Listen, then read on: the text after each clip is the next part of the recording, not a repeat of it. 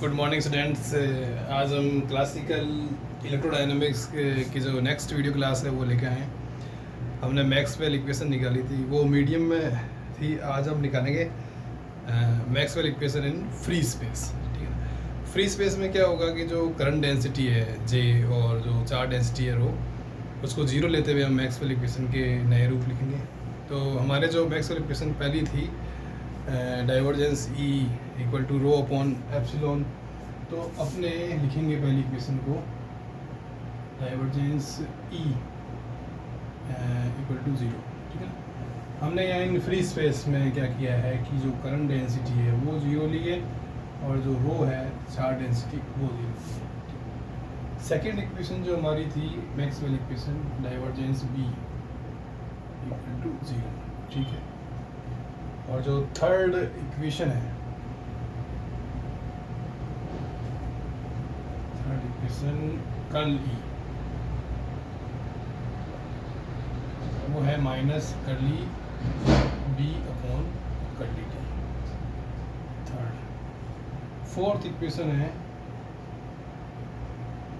Curl H, ये J plus curly D upon curly T. J zero है free space, तो ये हो जाएगा के curly D upon curly D. ये चार इक्वेशन का फ्री स्पेस में बदला हुआ रूप हो जाएगा। हम इससे आगे लेके चलेंगे।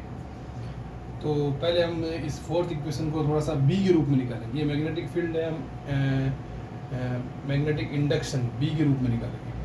ठीक है, तो जो एच होता है, ठीक है ना, इन मीडियम बी अपॉन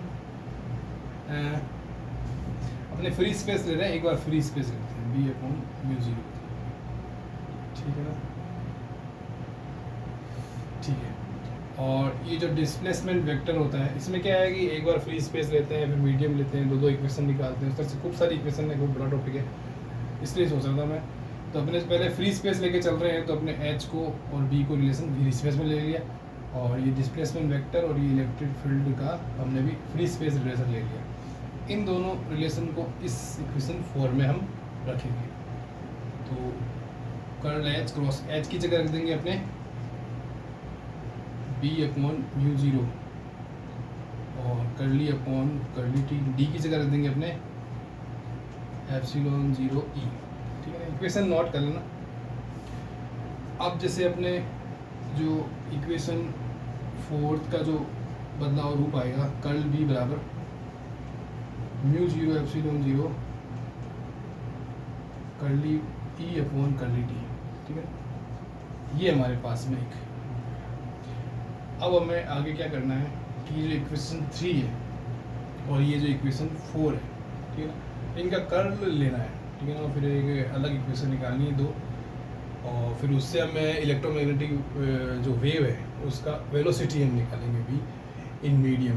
ठीक है, और इन फ्री स्पेस आएगा। ठीक है ना, फिर मीडियम आएगा, इस तरह से देखेंगे अपने। तो सबसे पहले हम क्या करेंगे कि इक्वेशन 3 का कर्ल लेंगे। ठीक है, तो ये हमने ले लिया कर्ल। ठीक, इसका भी कर्ल ले लेंगे, इस साइड का भी, ये लो minus curly B upon curly. ये जो इक्वेशन है ये अपने इलेक्ट्रोमैग्नेटिक जो पेपर है बीएससी का, उसमें देखा है आपने कैसे बोलता है। ये बीच वाला ये जो डेल है इधर आ जाएगा। ठीक है, इसमें यहाँ डॉट नहीं आता, ध्यान रखना। और ये डेल इसका डाइवर्जेंस के रूप में आएगा। ठीक है, ये जो डाइवर्जेंस है इसका जो आंसर आएगा वो स्केलर आएगा, इसलिए यहाँ ना डॉट आएगा ना क्रॉस आएगा। ठीक है, अब आएगा माइनस, और इन दोनों डेल का डॉट आएगा, तो हम लिख सकते हैं डेल स्क्वायर और बराबर ये जो डेल है इस वेक्टर पे लगा देंगे, minus curly upon curly T. ठीक है, ये डेल क्रॉस बी, हम इसको डेल भी बोल सकते हैं और ग्रेडियंट भी बोल सकते हैं। कई बार क्या होता है कि ये भी डेल है ये भी डेल है, तो इसको हम ये मोड़ रहा है ना, इसको कर्ली बोल सकते हैं, और ये डेल, कोई बात नहीं होती। अब हमारे पास में ये इक्वेशन आ गई। ठीक, ये डाइवर्जेंस ई, ये हमारे पास में इक्वेशन 1 में है 0, और ये जो कर्ल बी है ये हमारे पास में 4 इक्वेशन है। तो हम किस इक्वेशन की मदद लेंगे? From equation 1 and 4।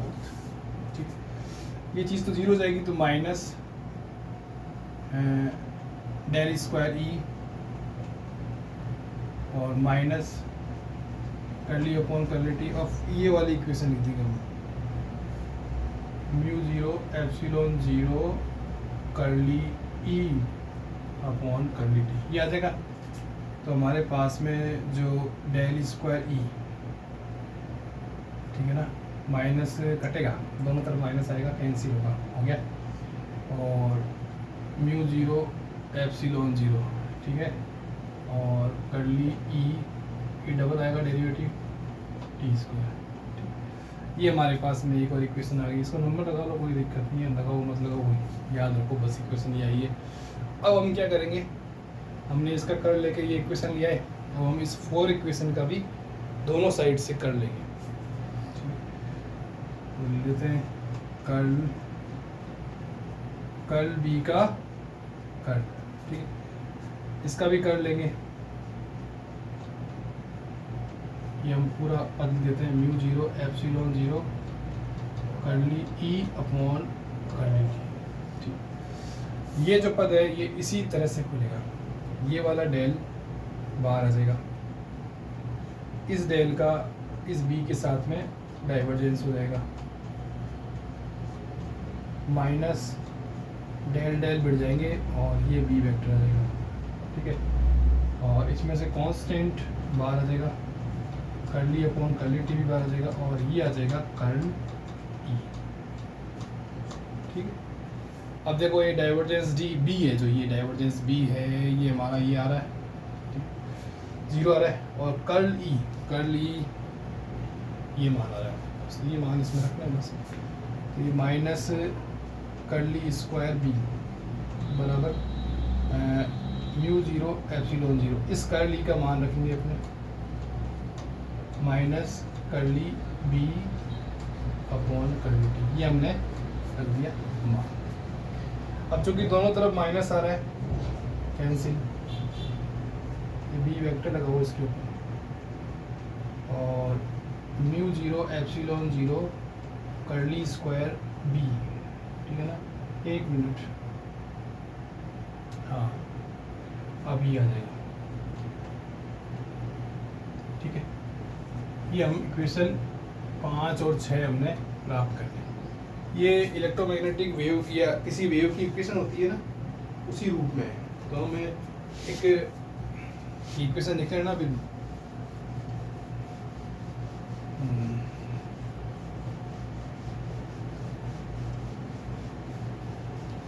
इक्वेशन 5 और 6 हैं, ये इस प्रकार की इक्वेशन की फॉर्म में है,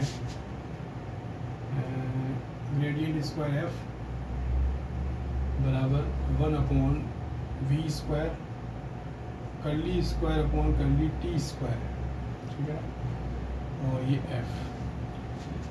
इस 5 6 की इससे तुलना करेंगे तो ये भी वेव इक्वेशन है, ये भी वेव इक्वेशन ही है, ठीक है। तो जो 1 अपॉन वी स्क्वायर आएगा वो आएगा म्यू जीरो एप्सिलॉन जीरो, तो इससे हमारे पास में वी आ जाएगा म्यू जीरो एप्सिलॉन जीरो का अंडर रूट, ये लाइट वेलोसिटी के बराबर है, ठीक है। तो हम कह सकते हैं कि जो इलेक्ट्रोमैग्नेटिक वेव है वो लाइट वेलोसिटी से मूव होती है। अब इसके बाद में क्योंकि ये वेव इक्वेशन है 5 और 6, तो इसका जो सॉल्यूशन होगा, इसका जो इलेक्ट्रिक फील्ड ई के रूप में होगा, इसका बी के रूप में होगा।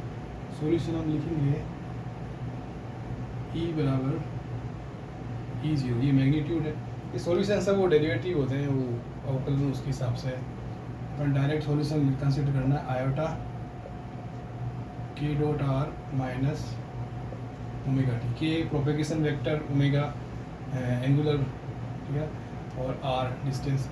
इसी तरह से अपने बी का भी लिख लेंगे, ठीक है ना। तो ये आ जाएगा बी जीरो मैग्नीट्यूड, ई का आयोटा, ये के डॉट आर, जैसे के एक्स माइनस ओमेगा टी होता है ना, वैसे ही के आर ओमेगा टी, ये दोनों सेम आएंगे पद, और ये ई जीरो और ये बी जीरो, ये हाल आ जाएगा। तो ये सॉल्यूशन हो गया। तो यहाँ तक तुम्हारा एक छोटा टॉपिक हो जाता है। फिर अपने क्या करेंगे कि प्रॉपर्टी ऑफ इलेक्ट्रोमैग्नेटिक वेव लिख के फिर उसका अपने वापस से ये दोनों सॉल्यूशन लिखेंगे, ठीक है। अब हम ये देखते हैं कि इसका अगर हम आर के सापेक्ष मतलब डेल मतलब इसका प्रतिस्थापन लेंगे, मैं आगे वो बता रहा हूँ। इसका आर के सापेक्ष अगर अवकलन करेंगे तो इस पूरे फंक्शन की गुणज में क्या आएगा, आयोटा के। तो इस डेल को तो लिखेंगे आयोटा के, ठीक है ना। डेल जहाँ भी आएगा एक मैक्सवेल इक्वेशन में, और अगर टी के सापेक्ष करेंगे तो आयोटा ओमेगा माइनस में, ठीक है ना। तो कर्ली अपॉन कर्ली टी को इससे माइनस आयोटा ओमेगा। देखो डेल को हम लिख सकते हैं कर्ली अपॉन कर्ली आर, ठीक है ना। तो कर्ली अपॉन कर्ली आर इस पर लगाएंगे तो आयोटा के गुणा में आएगा, तो हम इसको आयोटा के से लिखेंगे, और इससे गुणा अगर इसका करेंगे अवकलन तो माइनस आयोटा ओमेगा गुणा इसको इससे प्रतिस्थापित करेंगे, ठीक है। मैक्सवेल इक्वेशन जो मैंने शुरू में फ्री स्पेस के लिए लिखाई थी ना, उसी को लेके चलना है, ठीक है। तो जो पहली इक्वेशन थी डाइवर्जेंस ई बराबर 0, ठीक है ना। तो इसमें इन दोनों में से ये डेल है, ठीक है। तो इस डेल की जगह ये आयोटा ई वेक्टर, ठीक है। तो ये आयोटा और ये के डॉट ई बराबर 0। तो हमारे पास में आ जाएगा के डॉट ई बराबर 0। कहने का मतलब ये प्रोपेगेशन वेक्टर संचरण नियतांक और इलेक्ट्रिक फील्ड आपस में लंब होता है। तो इससे प्रूव हो जाएगा कि के और ई आपस में लंबवत, और ये हम देखते हैं विल्सन के तरंग में दोनों प्रोपेगेशन जो वेक्टर होता है वो ई और बी के लंबवत होता है। दूसरा भी निकालते हैं, ठीक है। दूसरी इक्वेशन क्या है, डाइवर्जेंस बी बराबर 0। तो ये जो डेल है इसकी जगह हम लिख देंगे आयोटा के वेक्टर डॉट बी, ठीक है। आयोटा ये हट जाएगा, तो के डॉट बी, तो हमारे पास में आ जाएगा के डॉट बी बराबर 0। तो इससे ही जो प्रोपेगेशन वेक्टर है ये लंबवत हो जाएगा बी के। तो हम देख सकते हैं कि जो इलेक्ट्रोमैग्नेटिक वेव का जो संचरण है, जो प्रोपेगेशन है, वो जिस डायरेक्शन में होता है उससे इलेक्ट्रिक फील्ड और मैग्नेटिक फील्ड लंबवत होते हैं। ये हमें मिल गया। अब हम लेंगे तीसरी इक्वेशन। तीसरी इक्वेशन क्या थी, कर्ल ई। कर्ल ई बराबर minus curly B upon curly T, है ना। ये थी तीसरी इक्वेशन।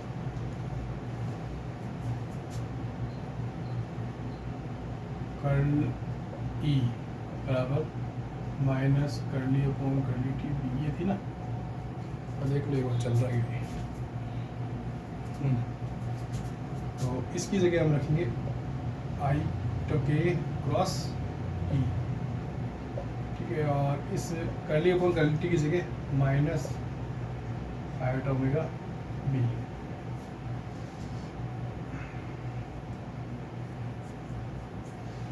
ये आयोटा बाहर है, ये आयोटा कट जाएगा, माइनस माइनस प्लस हो जाएगा। हम लिख सकते हैं के क्रॉस ई बराबर ओमेगा बी। ये जो के वेक्टर है इसको हम मैग्नीट्यूड लिख के और ये ऐसे के कैप में लिख सकते हैं, ठीक है ना। ये हमने मान लिया, लिख लिया कि भाई प्रोपेगेशन वेक्टर की दिशा मैग्नीट्यूड ये और ये डायरेक्शन है यूनिट डायरेक्शन वेक्टर। तो ये मान रखते हैं। तो पहले तो बात है कि बी का मान क्या आएगा। बी का मान आएगा 1 अपॉन ओमेगा, ठीक है, और के क्रॉस ई। अब इस के की जगह मान रखेंगे 1 अपॉन ओमेगा, ये छोटा के और ये के कैप क्रॉस ई। अब हमारे पास में आ जाएगा के अपॉन ओमेगा और ये के कैप क्रॉस ई, ओके। ये ओमेगा, अब हम जानते हैं कि जो वेलोसिटी होता है वो होता है ओमेगा अपॉन के, ये हम जानते हैं फार्मूला। तो उससे जो, और यहाँ हम जानते हैं कि इलेक्ट्रोमैग्नेटिक वेग जो वेव है उसकी जो वेलोसिटी है वो प्रकाश के वेग के बराबर है। तो ये आ जाएगा 1 अपॉन सी के कैप क्रॉस ई। ये मैग्नेटिक फील्ड का मान आ जाएगा, ठीक है ना। ये तीसरी इक्वेशन से हमने निकाला।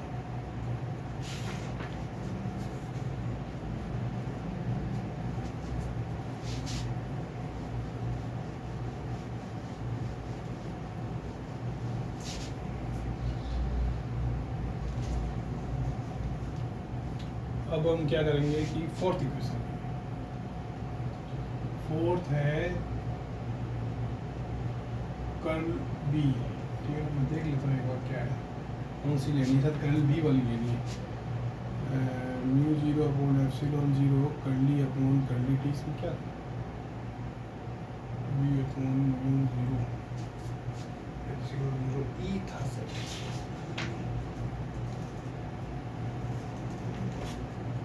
हाँ सही बात, ठीक है। अब इस डेल की जगह हम लिख देंगे आयोटा के वेक्टर क्रॉस बी और म्यू जीरो एप्सिलॉन जीरो, इस कर्ली अपॉन कर्ली टी की जगह माइनस आयोटा ओमेगा और ई। आयोटा आयोटा कैंसिल और माइनस कहीं आ रहा नहीं है, तो हम लिख देंगे k cross B mu zero epsilon zero omega और ये माइनस और ई। ठीक है, अब इलेक्ट्रिक फील्ड का हम मान निकालेंगे, तो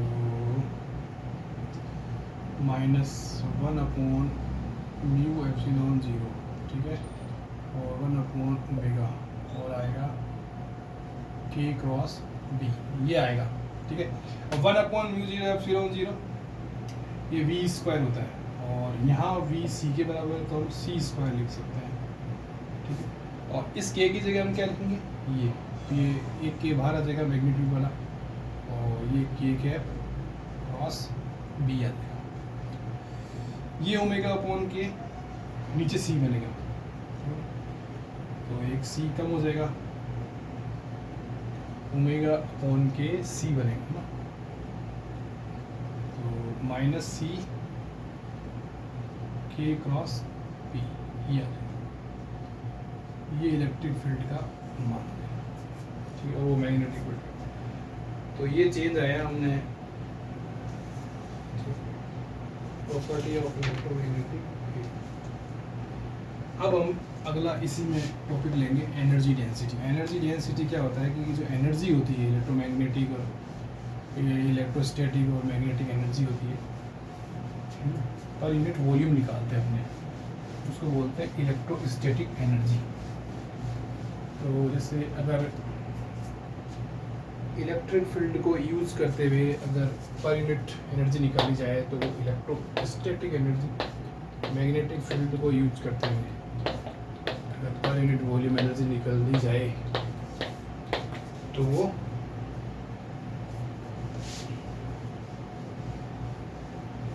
मैग्नेटोस्टैटिक या मैग्नेटोस्टैटिक एनर्जी डेंसिटी, और दोनों को शामिल कर लिया जाए तो इलेक्ट्रोमैग्नेटिक एनर्जी डेंसिटी। तो ये सब अपने को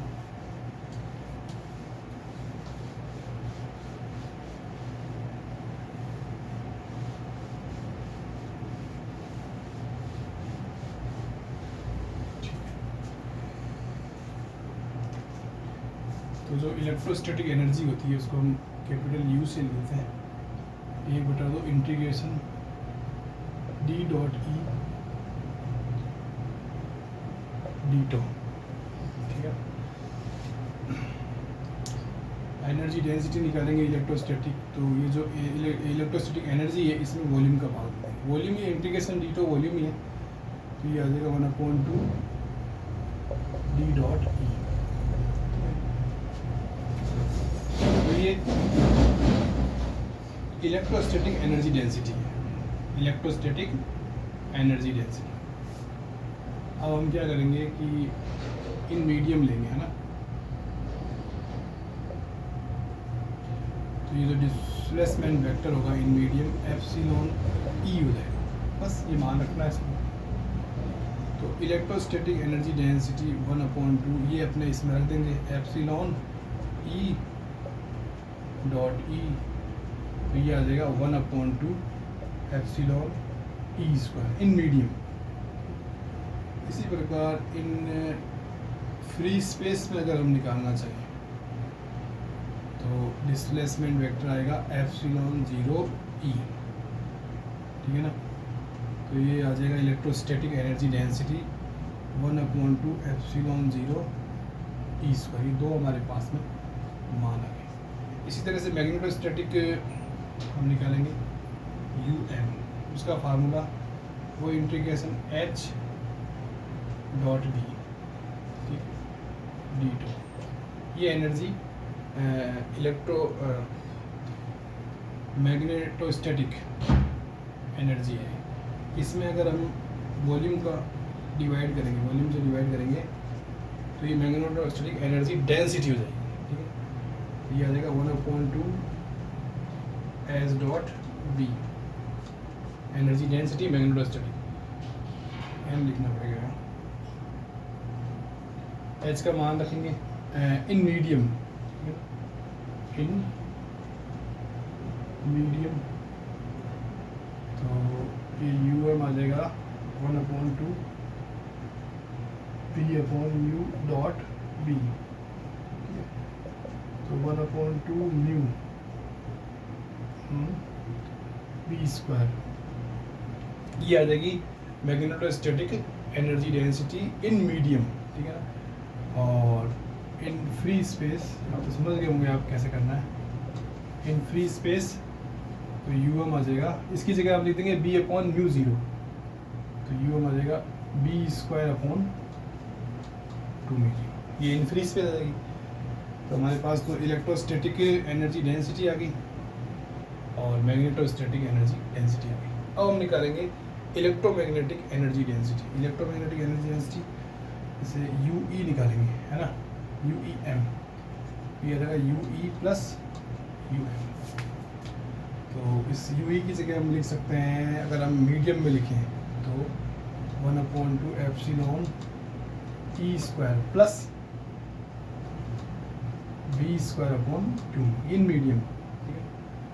और यदि हम इलेक्ट्रोमैग्नेटिक एनर्जी डेंसिटी लिखें इन फ्री स्पेस तो क्या आ जाएगा 1/2 एप्सिलॉन 0 E² प्लस B² 2। ये in free space electromagnetic energy density, ये electromagnetic energy density in medium. और देखते हैं अभी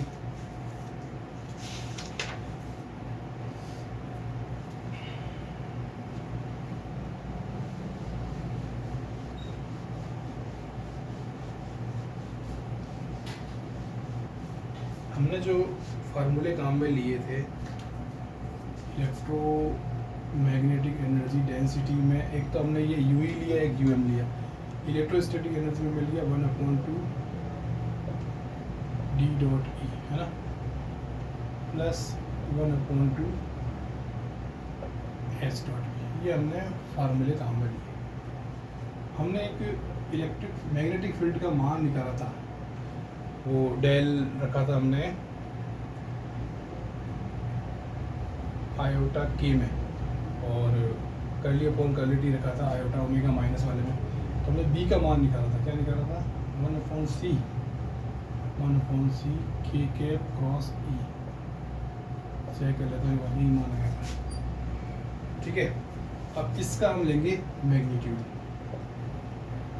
1/c, इसका मैग्नीट्यूड लेंगे ना तो K कैप का मैग्नीट्यूड यूनिट वेक्टर है, इलेक्ट्रिक फील्ड का मैग्नीट्यूड, दोनों लंबवत हमने देखा था sin 90 क्या होता है 1, और ये 1 और ये इसका E हो जाएगा, तो E/c हम लिख सकते हैं, है ना।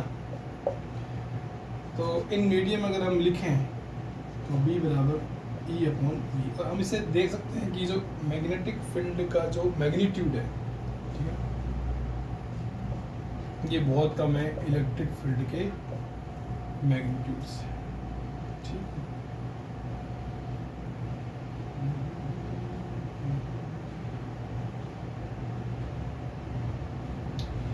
ये रिलेशन आ गया अपने पास में, हम लिख सकते हैं इलेक्ट्रिक फील्ड E बराबर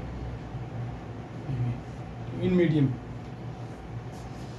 तो हम इसका हम यूज़ करेंगे इसमें,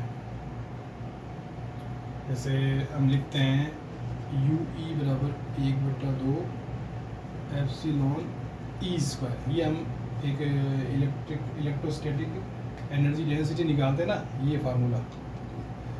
तो इसमें E² का मान अगर हम रखें तो आएगा 1/2 एप्सिलॉन v स्क्वायर, ठीक है ना, 1/2 एप्सिलॉन v स्क्वायर, और ये v स्क्वायर हम लिख देंगे म्यू और एप्सिलॉन इन मीडियम, ठीक है ना। भाई v का मान क्या होता है 1/√μ एप्सिलॉन है, स्क्वायर करते ही आ जाएगा, एप्सिलॉन से एप्सिलॉन कट जाएगा, तो v स्क्वायर अपॉन 2μ आ जाएगा, है ना। ये आ जाएगा electrostatic energy density v square upon 2। कहने का मतलब ये है कि ये जो पद है ये इस पद के बराबर हो जाएगा, ठीक है, मतलब ये एनर्जी और ये एनर्जी आपस में बराबर है। ये बस ये इलेक्ट्रिक फील्ड के रूप में है, मैग्नीट्यूड है इसमें, और ये मैग्नेटिक फील्ड के रूप में है, और है क्या इलेक्ट्रोस्टैटिक एनर्जी डेंसिटी, ये हम इससे ये निकाल रहे हैं और कुछ नहीं। दूसरी चीज़, ये जो मैग्नेटिक वाला है ये वाला पद भी हम निकाल सकते हैं।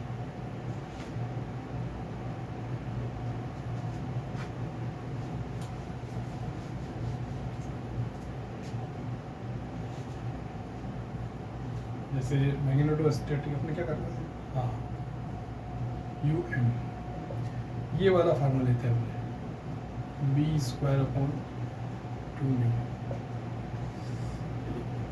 यानी कि जरूरत तो नहीं है, बराबर है तो कोई कैसा है,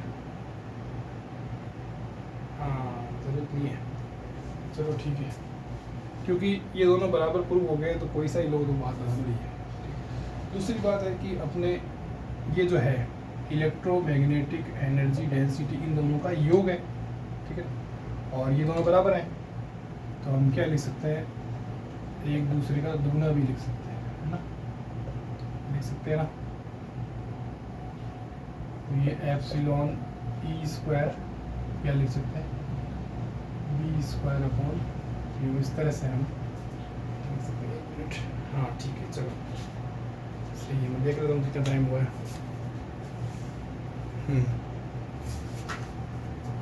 ठीक है, अब एवरेज डेंसिटी। एवरेज डेंसिटी में क्या है कि इससे अपने पास में सॉल्यूशन है उस वेव इक्वेशन के E बराबर E0 e की घात iota k dot r minus omega T, ये जो सॉल्यूशन है, ठीक है, और एक ये सॉल्यूशन है B बराबर B0 iota k dot r minus omega T, ये सॉल्यूशन है। इसमें हमें एवरेज लेना है, तो पहले हम UE का एवरेज लेंगे, इलेक्ट्रोस्टैटिक एनर्जी डेंसिटी का, तो ये आएगा 1/2 एप्सिलॉन E स्क्वायर का एवरेज, ठीक है ना। तो इसका एवरेज लेंगे तो पहले इसका वर्क कर देंगे, ठीक है, e की घात iota k dot r minus omega T, तो ये हमने इसका वर्क कर दिया, E square E not square, ये आ जाएगा cos k dot r omega T plus iota sine k dot r minus omega T, ये आ जाएगा। इसमें क्या इमेजिनरी पार्ट किसी प्रकार की एनर्जी कैरी नहीं करती है, तो इमेजिनरी पार्ट को छोड़ देंगे, इसका स्क्वायर आ जाएगा। तो हम क्या कर रहे हैं, E स्क्वायर का एवरेज ले रहे हैं, मैग्नीट्यूड का तो कोई एवरेज होगा नहीं, तो ये cos स्क्वायर का आ जाएगा, और हम जानते हैं, हमने पढ़ा है कि cos स्क्वायर थीटा का जो एवरेज होता है वो 1/2 होता है, ठीक है ना। तो ये E स्क्वायर का एवरेज E0 स्क्वायर अपॉन 2 आ जाएगा। इसी प्रकार से हम लिख सकते हैं कि जो B स्क्वायर का एवरेज है वो भी आएगा B0 स्क्वायर अपॉन 2। इतना करना है हमको। अब आगे